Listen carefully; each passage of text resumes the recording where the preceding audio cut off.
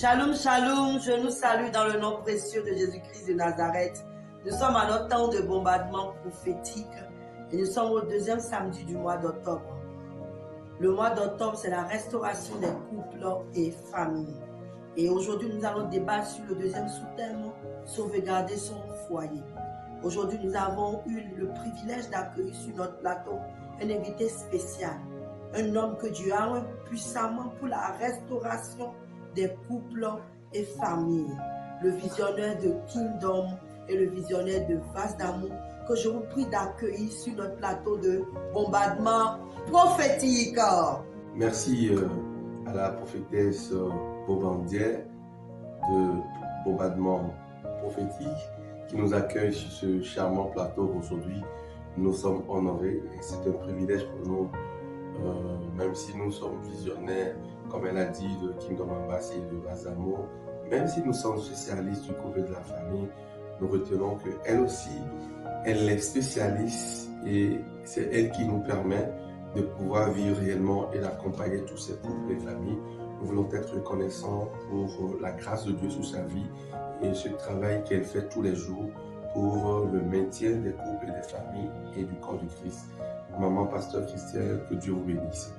Alors, comment sauvegarder son couple? La Bible nous déclare dans Genèse chapitre 2, le verset 18, il dit qu'il n'est pas bon que l'homme soit seul. Et nous voyons à la fin, Dieu dit, c'est ainsi que l'homme quittera son père et sa mère et pour s'attacher à sa femme. Regardez, s'attacher.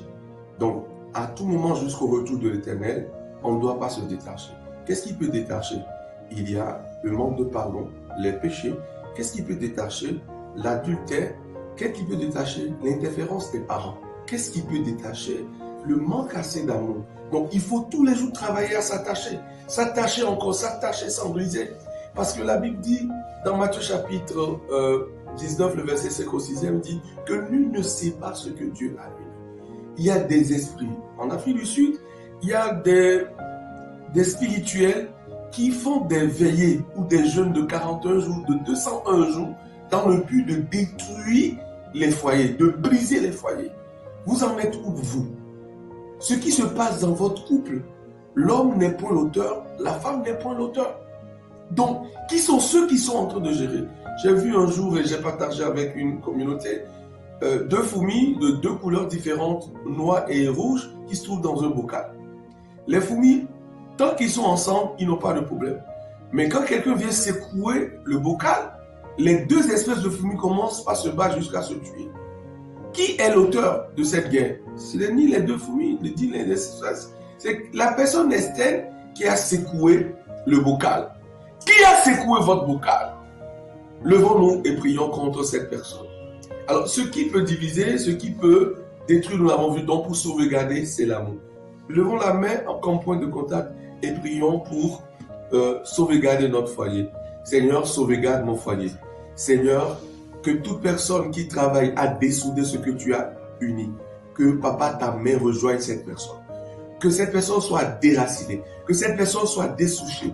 Seigneur, que celui qui a volé l'amour de mon mari, si c'est sur un hôtel que cela se trouve, que cela me soit restitué maintenant.